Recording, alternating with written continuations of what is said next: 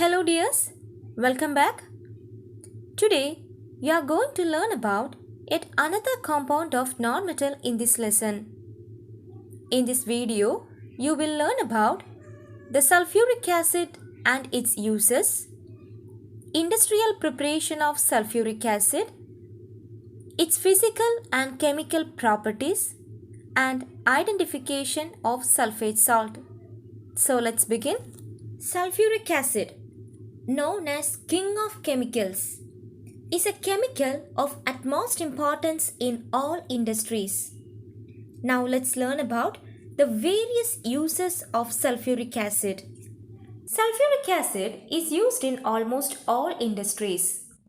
It is used for dehydration, manufacture of fertilizers, refining of petroleum, manufacture of paints, manufacture of fibers, manufacture of explosives, and manufacture of other chemicals. This is why sulfuric acid is called the king of chemicals.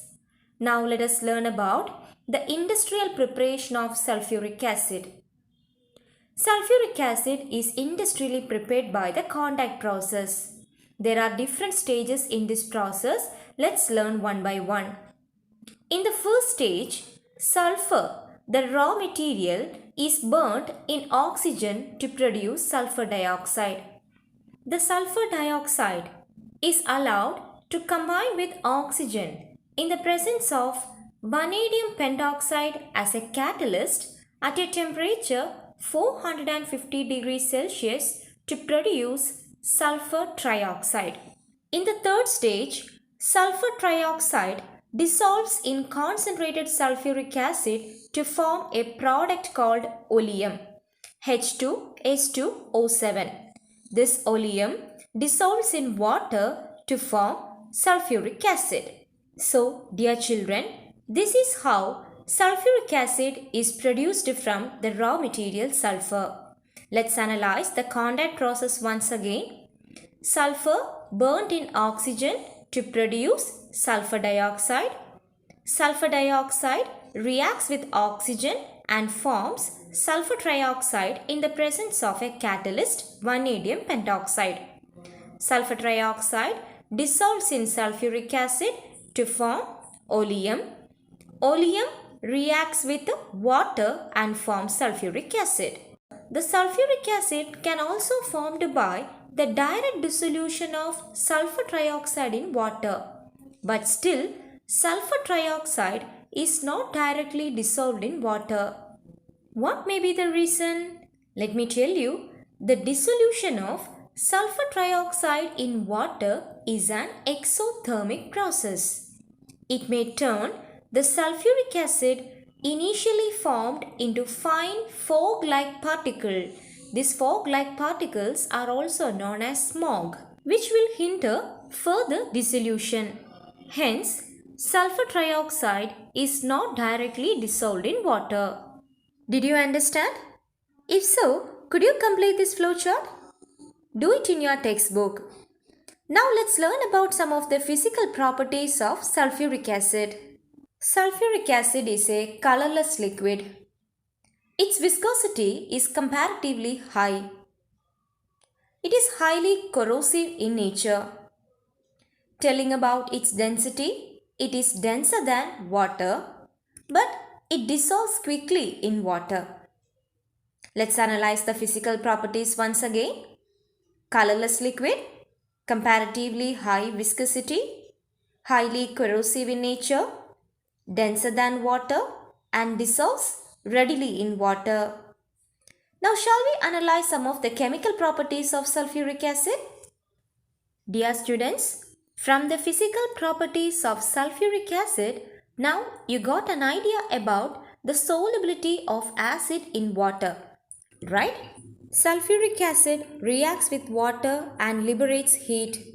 Therefore, the reaction is said to be exothermic. So dear students, while diluting sulfuric acid, you should remember the acid should be added to water but not water to acid. If we add water to the acid directly, it will result in spurting, which means it may cause burns to our body as the reaction is highly exothermic. Let's move on to the next chemical property. Concentrated sulfuric acid has the ability to absorb the water molecule present in a substance. Hence, it acts as a strong dehydrating agent. The word hydrated refers to the presence of water. Dehydration means removal of water. Following example shows the dehydrating property of concentrated sulfuric acid. Now observe these reactions. And what do you understand from this? In the first reaction, the concentrated sulfuric acid removes the water molecule from the sugar and it turns to carbon, right?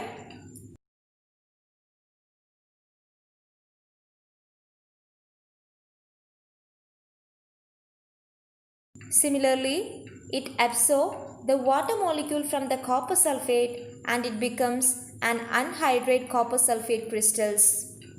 If water is poured into the copper sulfate crystal, the blue color reappears. The next chemical property of sulfuric acid is its drying nature.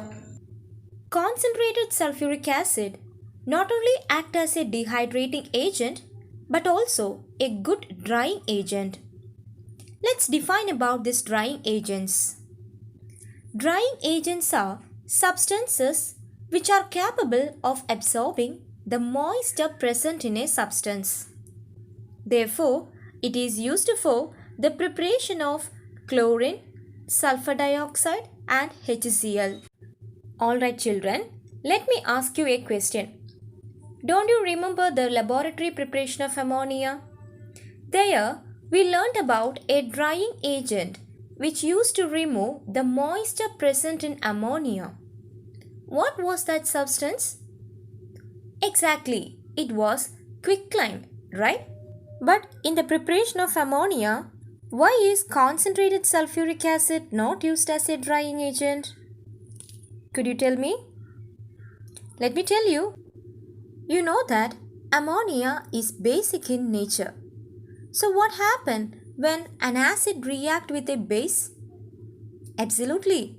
There occurs a neutralization reaction, right? In order to prevent this reaction, sulfuric acid is not used as a drying agent in the preparation of ammonia. That is why calcium oxide, being a basic substance, is used in this reaction. Now, did you understand?